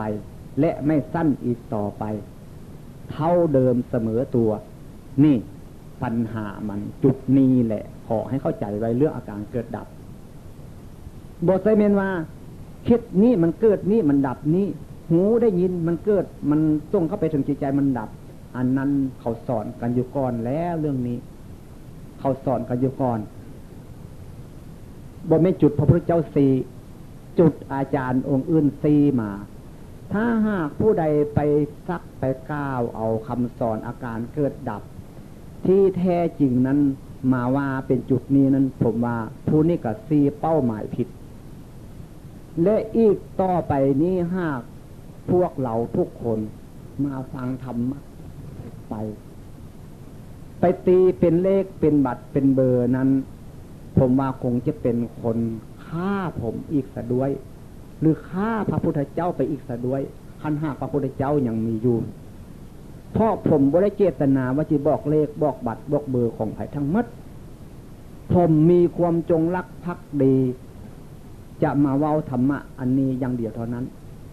มีจุดหมายปลายทางอยากให้คนเข้าใจธรรมะได้รับความสุขที่ว่าเราเป็นสาวพุทธเท่านั้นฉะนั้นที่ผมเคยได้เตือนเพื่อนมา อย่าบอกเถอะเรื่องเลขเรื่องบัตรเรื่องเบอร์นี่มันบ่แม่นคำจริงมันบ่เป็นคำสอนของพระพุทธเจ้าผมก็เลยเตือนมากระทั่งผมเองผมก็บ่เคยเมาจากเถื่อเรื่องเลขเรื่องบัตรเรื่องเบอร์นี่แต่เว้าเลี้ยนไปซื่อๆคนมาโดยมากผมมาอยู่ขอนแก่นเนี่ยมาจับเอาคันผมเว้าอันนั้นอันนี้ไปจับเอาไปตีเป็นเลขเป็นบัตรเป็นเบอร์ไปหลายคนมากระทึกผู้นึงไปซะแล้วหลายคนคิดคันทึกเพื่อหาว่าผมบอกเลขเพื่อว่าพี่ตายจึงหัวโคนนี่จังว่าความจริงผมบ่ได้เจตนาตั้งแต่จักเถื่อตั้งแต่เกิดมาผมบ่ได้คิดเจตนาแม้ผมมาบวชนี่ผมมีเจตนาอย่างเดียวที่มาเว้าธรรมะอันนี้เท่านั้นผมในใจฝังอยู่ในใจผมเนี่ยถามเพื่อนอาจารย์มหาก็ได้ถามผู้ที่เคยอยู่กับผมนานๆปีมาก็ได้ผมนึกอยู่แล้วว่าถ้าหากเว้าเรื่องพุทธศาสนาเรื่องคำสอนของพระเจ้าเนี่ยเมืองไทยนี่เข้าใจธรรมะดีกันแล้วผมยังอยากเรียนภาษาอังกฤษอยู่เท่าทุกมือเดี๋ยวนี้ผมอยากไปเว้ากับฝรั่งผมได้เว้าเรื่องนี้อยู่บ่เสาผมจะเป็นนุ่งกางเกงบักดำๆนั่นแหละเสื้อดำๆนั่นไปเว้ากับอเมริกากับฝรั่งเนี่ยให้พูดภาษาปฏิบัติธรรมะผมจิตซีเข้าไปจุดเดียวเท่านี้ไปทำงานกับอันนี้เท่านั้นว่าท่านผมคิดอยู่นะเพราะพวกนั้นเป็นนักปัญญาชนความคิดมาผมว่าคงจะเข้าใจเลยเมื่อฝรั่งเข้าใจแล้วผมยังที่สึกอีกตื่นเธอหนึ่งละเพศนั้นจะไปสอนเจ๊กว่าสันบันเนี่ยไปสอนคนจีนว่าสันบันเนี่ยจีบวชเป็นพระจีนว่าสันว่าโบเสื้อถามหมู่ผมที่เคยไปอยู่นะผมได้ตั้งสังเกตจังซีอยู่โบเสาจากเถือเรื่องการบวชการศึกนี่ยังบ่สำคัญเถือได้ครับการบวชการศึกนี่บ่สำคัญเห็นว่าเจ้าของบวชมาสิว่าเจ้าของได้ปฏิบัติหลักพุทธศาสนาอย่างถูกต้องแล้วนั้นถูกอยู่ถูกเพียงแค่สมมุติบ่แม่นถูกเนื้อแท้ปัญหามันมีเพียงแค่นี้ครับเท่าที่ผมคิดมาอยู่เป็นเวลาหลายมื้อหลายวันหลายปีหลายเดือนที่มาอยู่ร่วมกันเนี่ยเรื่องประสบกับอาการการปฏิบัติธรรมะนั้นเราให้ครูบาอาจารย์หรือว่าไม่ออกพอออกคือเนนฝังมื้อนี้ก็นึกว่าพอสมควรต่อไปนี่ก็จะได้เล่าเรื่องอารมณ์การปฏิบัติธรรมะต่อไปฉะนั้นการปฏิบัติธรรมะเบื้องแรกจำเป็นต้องเฮ็ดจังหวะเก็บมือเข้าเอามือออกเดินจงกรมให้รู้จักรูปนามเบื้องแรกรูปนามมันติดกันอยู่เสมอไปให้รู้จักรูปนามแล้วก็ต้องให้รู้จักรูปธรรมนามธรรมรูปโลกนามโลกเมื่อรู้จักรูปธรรมนามธรรมรู้จักรูปโลกนามโลกแล้วให้รู้จักทุกขังอนิจจังอนัตตาเกิดดับเมื่อรู้จักทุกขังอนิจจังอนัตตาเกิดดับแล้วให้รู้จักสมมุติสิ่งที่สมมุติขึ้นในโลกที่เราติดกันอยู่โดยวัตถุทุกวันนี้แหละสิ่งที่สมมุติทุกอย่างให้รู้จักให้ทั่วถึงเมื่อรู้จักสมมุติอย่างทั่วถึงแล้วนะสิก็ต้องให้รู้จักหลักพุทธศาสนากับศาสนาศาสนาคือหยังพุทธศาสนาคือหยังและให้รู้จักบาปบุญเรานี่แหละเมื่อรู้จักจุดนี้แล้วเราต้องแนะกันให้เบิ่งคิดซีเข้าไปหาคิดเลยบัดเดียวมันคิดท้ายกะสร้างคิดดีกะตามมันคิดเรื่อยๆมันกำลังคิดเมื่อรู้รูปนามไม่นี่กำลังคิดความคิดอันนี้ฟุ้งขึ้นเลยหูนั้นหูนี้คิดบ่หยุดบ่ถอยแม้มีความหูสามารถจะถกเถียงคนนั้นคนนี้ได้นี่เป็นความรู้ของวิปัสสนูเป็นปัญญาของวิปัสสนูเกิดขึ้นกับจิตใจของเราบ่แม่นตัวจริงในแท้นั้นเพียงแต่ว่าปัญญาของวิปัสสนาน่ะรู้รูปนามทุกขังอนิจจังอนัตตาพริบตาหายใจคิดนึกเหล่านี้เป็นรูปเป็นนามเป็นทุกขังเป็นอนิจจังเป็นอนัตตาเป็นเกิดเป็นดับรูปธรรมนามธรรมรูปโลกนามโลกรูปสมมุตินะสิฉะนั้นทุกคนจึงเป็นธรรมะเมื่อด่ากันก็ด่าธรรมะเมื่อด่ากันก็ต้องด่าพระพุทธเจ้าเมื่อด่ากันก็ต้องด่าพระสงฆ์ฉะนั้นผมจึงว่าบ่อยากด่าไผทั้งเมื่อทุกมือเดี๋ยวนี้คันผมด่าผมก็ด่าพระพุทธเจ้าโลดทุกคนนี่สามารถมีพืชหรือมีเสื้ออยู่ ถ้าหากทำจริงๆแล้วสามารถที่จะประสบเอาแท้ๆความสุขที่พระพุทธเจ้าสอนไว้นั้นเรียกว่าสัจจะสัจจะของพวกเรานี่ว่ากับสัจจะของพระพุทธเจ้านั้นต่างกันสัจจะของพวกเรานี่คันที่ไปบ้านฟันโป่งมื้อเนี่ยคันว่าไปย่านเสียสัตว์จำเป็นต้องไปอันนี้สัจจะของสมมุติสัจจะของพวกเราคันว่าไปที่เสียศีลว่าซั่นสัจจะของไทยเฮาต้องเป็นซั่นๆมื้อนี้จิไปบ้านหัวทุ่งคันบ่ได้ไปบ้านหัวทุ่งนี่จิเสียสัตว์จิเสียศีลว่าซั่นเนี่ยสัจจะของพวกเราต้องเป็นอย่างนั้นความจริงสัจจะพระพุทธเจ้าบ่ได้เป็นอย่างนั้นพระพุทธเจ้าเนี่ยเมื่อเราไม่บรรลุถึงมรรคผลนิพพานเมื่อใดเราจะไม่ท้อถอยต่อการกระทำหรือต่อการปฏิบัติของเราถึงจะตายก็ตามสร้างมันพระพุทธเจ้ามีสัจจะจังซี่ฉะนั้นสัจจะของพวกเฮานี่กับสัจจะของพระพุทธเจ้ามันจึงต่างกันผลการกระทำของพวกเราก็เช่นเดียวกัน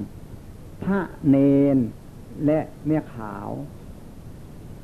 เนี่ยพอออกที่อยู่รวมกันเนี่ยการปฏิบัติธรรมะก็บ่เหมือนกันผมก็สังเกตเบิ่งอยู่บางคนก็เอาแด้บางคนก็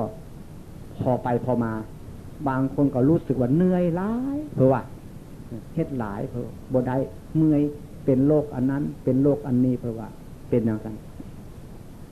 ต่อไปนี้นะ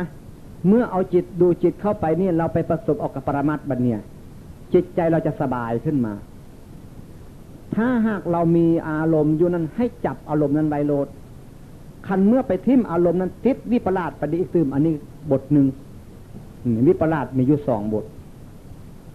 บ่อนจิตใจที่เปลี่ยนจากความเป็นปุถุชนเข้าไปสู่เขตแดนให้จิตใจเปลี่ยนเนี่ยนี่ก็มีวิปลาสผมเข้าใจอย่างนี้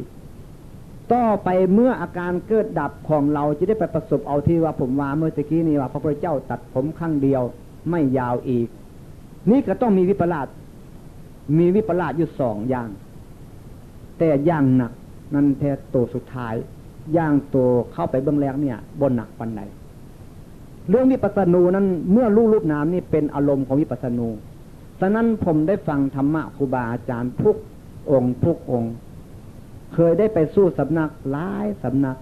ไปศึกษาตามอาจารย์ต่างๆเมื่อผมเข้าใจธรรมะอันนี้แล้วนะแต่ผมบวชมาแล้วนี่ได้บัดนี้ฟังดูเพราะหูทุกองค์แมนทุกองค์บ่ผิดจากองค์แล้วแต่นิสัยใครจะสอนไปใครมีความรู้อย่างใดต้องสอนไปอย่างนั้นใครถนัดไปอย่างใดต้องสอนไปอย่างนั้นแต่ผมนั้นวิธีพุทโธผมก็ได้ทำมาวิธีอรหังผมก็ทำมาวิธีพองยุบผมก็ทำมาบัดมาทำวิธีตีงนิ่งนี่แหละผมก็เลยมาตัดความเว้าของอาจารย์ออกเฮ็ดซื่อๆเพียงเอาความรู้สึกเมื่อรู้อันนี้แล้วมันรัดกุมมัดว่าซั่นผมเข้าใจอย่างนี้จึงผมบ่ได้นำเรื่องวิธีพุทโธมาสอนและบ่ได้นำเรื่องอรหังมาสอนและบ่ได้นำเรื่องของยุบมาสอนผมอยากแนะนำแต่อย่างเดียวเท่านี้เพราะว่ามันรัดกุมที่เดียวมันสั้นที่สุดอย่างกระทันรัดว่าซั่นทุกคนต้องประสบเอาได้จริงๆว่าซั่นจะเปรียบบัดเนี่ยเหมือนดั้งดำดินไปเนี่ยโผล่ขึ้นกรุงเทพรถบัสเดียวนี่ผมคิดอย่างนั้นหรือจะเปรียบเอียงอย่างนึงกับเราขึ้นเครื่องบินที่สนามบินเนี่ยไปลงปุ๊บสนามบินที่กรุงเทพดอนเมืองขึ้นบัสเดียวว่าซั่นมันเร็วไปอย่างนี้ฉะนั้นจึงผมอยากเว้าแต่เรื่องนี้ถ้าให้ผมเว้าเรื่องนี้เนี่ยบ่เมื่อยถ้าเว้าเรื่องอื่นเนี่ยผมเหนื่อยถ้าเว้าเรื่องนี้เนี่ยให้ผมเว้าเท่าใดก็ได้เพราะผมชอบผมมักจะมีเงินมีทองนั่นก็ดีอยู่บ่ได้ขัดขานแต่ความสุขประเภทเรื่องเงินเรื่องทองนั้นมันเป็นอีกเรื่องนึงแต่ความสุขเรื่องนี้น่ะมันเป็นอีกเรื่องนึงถ้าจะคิดน้ำหนักมีเงินล้านบาทมาซื้อเอาความสุขประเภทนี้ขายซะอย่าสู้เอาซะโอ้ยแล้วเท่านั้นแหละผมบ่เอาแล้วที่เอามาให้หยังเงินล้านบาทนี้ความสุขประเภทนี้เนี่ยผมว่ามันเหนือเงินล้านบาทชีวิตของผมนี่ผมว่าผมได้ประสบความสุขอันนี้ผมจึงว่าบ่เสื้อไผทั้งหมดแต่ผมรับฟังครูบาอาจารย์สอนอย่างใดผมรับฟังหมดทุกองค์ แม้จะเป็นเด็กๆน้อยๆมาสอนผมก็รับฟังแต่ความจริงนั้นกลละเม็ดเว้านั้นผิดหรือถูกผมฟังซื่อๆผมรับฟังซื่อๆแต่ผมบ่ค้านผิดถูกเป็นเรื่องของคนเว้าถ้าหากเราโง่นั้นเราก็บ่ต้องศึกษาตามปกติความโง่นี่ต้องมาก่อนหมดทุกคนความฉลาดมันจึงมาตามหลังเมื่อหากความโง่บ่เกิดขึ้นแต่แล้วความฉลาดบ่มีผมนึกได้อย่างซีเพราะว่าสมัยผมเป็นเนรครูบาอาจารย์สอนให้เฮ็ดไปเมื่อทุกอย่างถ้าหากผมฉลาดแล้วผมบ่ไปงมเฮ็ดอย่างนั้นผมเฮ็ดตั้งแต่สมัยผมเป็นเนรเฮ็ดแบบมีรถโอ้ยผมนึกเลยสิบ่ได้ศึกเท่าปานนี้ผมจะได้เป็นพระเถระผู้ใหญ่ซ้ำละแม้บางทีอาจจะได้เป็นเจ้าคณะตำบลเขาก็เป็นไหนบางทีผมจะได้เรียนนักทำตีทำโททำเอกสอบปรริญญาได้คืออย่างมุเพิ่นอาจารย์มหานี่ก็จะได้ครับเมนบอกคันถ้าผมบวชตั้งแต่พุนบุสิกเท่าปานนี้นี่แหละความโง่ของคนมันต้องมาก่อนทุกคนไปความฉลาดจึงมาตามหลังความผิดมาก่อนว่าท่านสักดิ์เป็นได้ความถูกต้องจึงมาตามหลังเมื่อคนรู้จักความผิดอยู่แล้วความถูกต้องไม่มีเมื่อรู้จักทั้งความผิดและความถูกต้องทั้งสองอย่างนี้จึงเรียกว่าเป็นมัชฌิมาปฏิปทามัชฌิมาปฏิปทานั้นเดินทางเข้าไปสู่จุดบอกว่ารู้จักจุดนี่แหละมัชฌิมาปฏิปทาเดินทางสายกลางรู้จักจุดที่สุดของมันนั่นแหละเห็นจุดนี้แหละเป็นมัชฌิมาจึงว่าบ่ผิดบ่ถูกอาจารย์องค์ใดสอนก็บ่ผิดบ่ถูกคำว่ามัชฌิมาปฏิปทานี่แปลว่าความเว้าของผมเนี่ยผมบ่ได้เว้าของผู้อื่นเนี่ยผมบ่ได้รู้ปริยัติเมื่อไปถึงจุดอาการเกิดดับนี่แหละเป็นมัชฌิมาปฏิปทาบอกว่าโอ้เดินเข้ามานี่แล้วถึกปุ๊บเอานี่รถเนาะท่านนี่เนาะจุดเดียวเท่านี้เนาะ 84,000 พระนามขันธ์รวมลงมาสู้จุดเดียวเท่านี้แม้จะเรียนหนังสือได้ก็มาสู้จุดนี้เรียนหนังสือบ่ได้ก็มาสู้จุดนี้เขียนหนังสือได้อย่างคล่องแคล่วก็จะมาทำงานอันนี้เขียนหนังสือบ่เป็นจักโตก็จะมาทำงานสู้จุดเดียวเท่านั้นว่าซั่นนี่ปัญหาของมันฉะนั้นนักปฏิบัติทุกคนจงพยายามให้รู้รูปนามแล้วก็ต้องมองจิตใจมันคิดนึกอย่างไรก็อย่าเอาไปให้อารมณ์ต้องปล่อยไป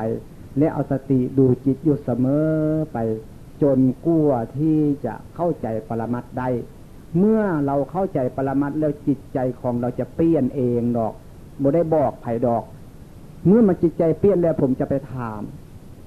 ผมเคยถามท่านอาจารย์หลายท่านและตลอดถึงสมณเณรและโยมผู้ที่ปฏิบัติธรรมะด้วยกันเมื่อจิตใจเปลี่ยนเข้าไปถึงปรมัตถ์ขั้นแรกผมได้ถามว่าเป็นอย่างไรเข้าใจปรมัตถ์บอกเข้าใจจิตใจเปลี่ยนแปลงไปบ่เปลี่ยนแปลงน้ำหนักของตัวเจ้ามี10 กิโลนี่จะเอาทิ่มจากกิโลบางคนก็บอกทิ่มไปแล้ว5 กิโลบางคนก็ทิ่มไป4 กิโลผมถามเป็นวิธีการอันนี้ครับเป็นพระได้บ่เป็นได้เป็นเทวดาได้บ่เป็นได้ถูกบ่ผลการปฏิบัติถูกคำว่าถูกนี่รับรองได้อย่างไรบ่ถูกเพราะผมบ่เคยเป็นอย่างซี่จักเทื่อจิตใจผมเป็นแต่รูปร่างห่างขีดนี้บ่เป็นได้เนี่ยจึงว่าการเป็นพระนั้นนุ่งเหลืองห่มเหลืองเนี่ยเป็นพระสมมุติแต่อย่าถูกทิ้งเอาไว้คันถ้าเราทิ้งอันนี้ไปแล้วเหมือนกับเราทิ้งข้าวเปลือกปีต่อไปนี้บ่มีจะข้าวเปลือกจะไปให้ข้าวปลูกคันที่ไปคอยกินข้าวสุกบาทเดียวนั้นบ่มีข้าวเปลือกแล้วปีหน้านี่เฮ็ดนาบ่ได้แล้วถูกฟ้าแรงก็ตามฝนตกหลายๆก็ตามบ่มีข้าวเปลือกแล้วกันบ่มีข้าวสุกกินจ้อยซ้ำกินข้าวสุกหมดแล้วก็บ่มีข้าวเปลือกแล้วกินข้าวเปลือกเรามนุษย์ตายซ้ำบัดเนี่ยแน่ปัญหาอันนี้ให้ฝากไว้เมื่อทุกคนที่มาเล่าธรรมะให้ฟังมื้อนี้นั้นเล่าประวัติที่การปฏิบัติธรรมะมาแดแล้วก็เว้าเรื่องวิปัสสนูวิปลาสให้ฟังทุกคนจงพยายามตั้งหน้าตั้งตาเป็นเวลาของเราที่ได้ปฏิบัติธรรมะอีกตื่นนั้นเพียง4 วันเท่านั้นแหละวันที่5นั้นพวกเราก็จะได้เลิกลากันไป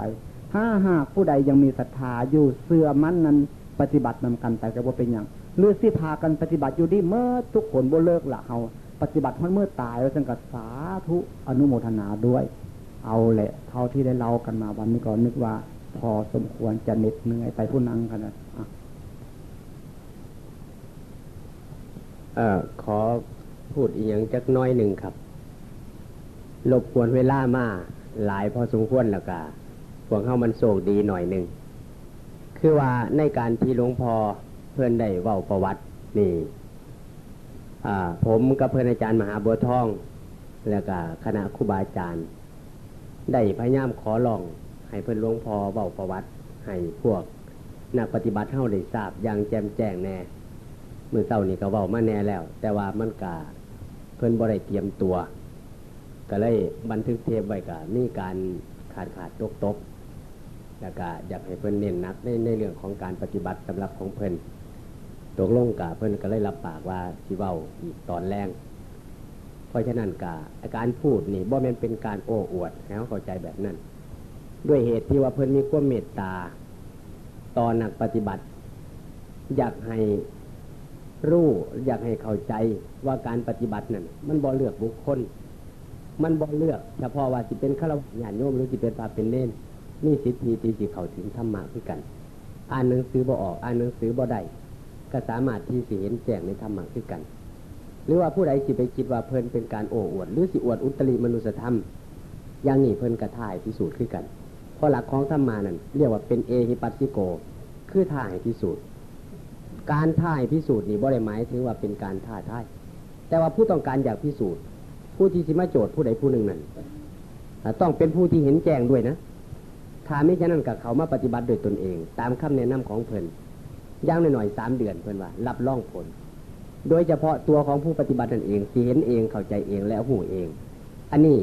ก็ขอสนับสนุนความพูดของหลวงพ่อซึ่งแต่ก่อนเพิ่นเคยพูดกับผมหรือญาติโยมทั้งหลายกับที่บ่ทราบโดยเฉพาะนั่นเพิ่นเคยพูดเป็นส่วนตัวเคยคุยกันฟังบ่อยที่สุดหลังจากที่ตอนที่ได้ในพรรษาผมได้ทรงพาเน้นมาปฏิบัติอยู่นี่3 สุดด้วยกันตอนสุดท้ายแม่นผมมาเองแล้วก็มาปฏิบัติอยู่น้ำเพลินแต่ก่อนกับบ่หูนาหูโม้ยยังดอกพ่องูป่างูเศร้าปีกายนี่ก็มาบอกธรรมะเด้งหนาเด้งหลังอยู่กับหม่องนี่ล่ะเป็นเวลาอยู่7-8 มื้อแล้วก็ไปเป็นจังซั่นจักว่าเอายังดอกไปสอนข้าเจ้าก็ได้หากเอาไปอยู่เพราะวันนั้นวันต่อไปชักลากแนวคนตาบอดสอดลูกเป็นคนอวดดีมันก็เลยไปกันเรื่อยๆก็เลยบ่ทันเห็นดาวเห็นเดือนกามานี่คือกันนั่นละว่าให้มูฟังจังสันจังสี่เรื่องสวรรค์นิพพานอีหยังก็คือกันกับคนอยู่บนดินแล้วก็ไปอธิบายดวงดาวในท้องฟ้าจักว่ามันสิมีรูปพรรณสันฐานเป็นแบบใดแต่อธิบายให้กันฟังตัวเองก็ยังบ่ทันขึ้นไปเหยียบดาวจักเทื่อแต่ว่าหักอยากเว้าพอวิสัยของคนมักเว้ามันเป็นจังซั่นอันนี้ก็ขอให้เข้าใจเมื่อหลังจากได้มาทำความเข้าใจปฏิบัติธรรมะนำหลวงพ่อเป็นเวลา6 มื้อในพรรษาพอว่าสัตตหะมาทรงพระมาทรงเน้นมาในพรรษามา3 สุดมาสุดละ4 สุดละ5ภายในวัดมีอุดมการณ์อยู่ว่าพระเนรในวัดธรรมเสนาพัฒนารามทุกลูก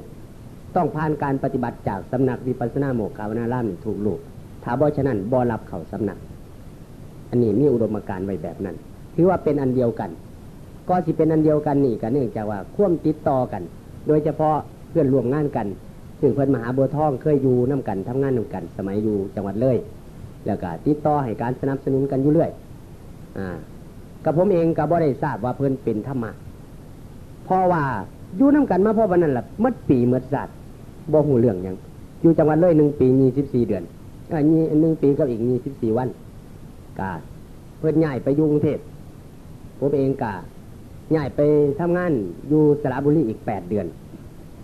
ออกจากสระบุรีก็ย้ายมาหนองคายได้อีก2 เดือนก็มี13 วัน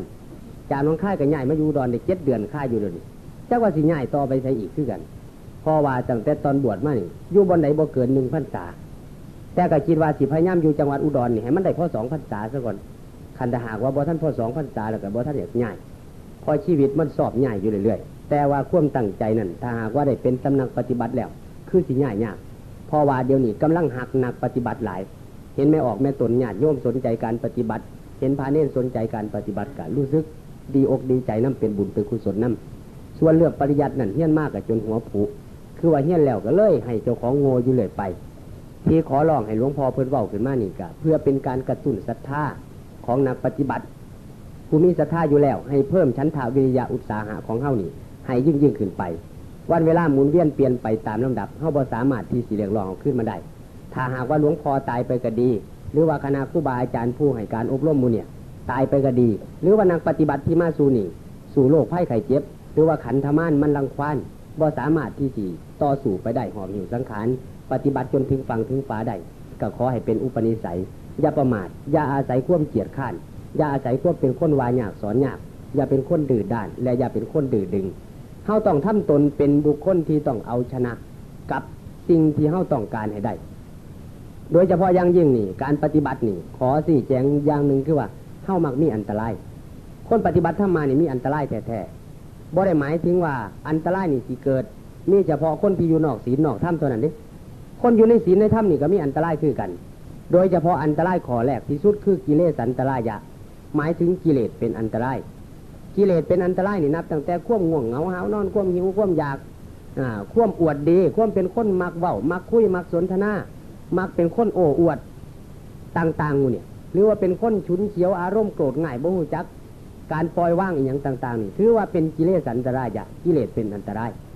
บางที่ก็มากพอมาปฏิบัติแล้วก็เกิดลังเลสงสัยในตัวครูบาอาจารย์บอกจริงบ่เนาะจังสันจังสี่เรามาปฏิบัติเสียเวลาอยู่บ้านอยู่ซองเฮ็ดนั่นเฮ็ดนี่สิได้เงิน9 บาท10 บาทหรือว่าถ้าเป็นพระเจ้าพระสงฆ์ก็สวดนาคบ่หรือว่าไปกรรมฐานบอกก็สิได้ที่5 บาท10 บาทก็สิพอผสมผสานไป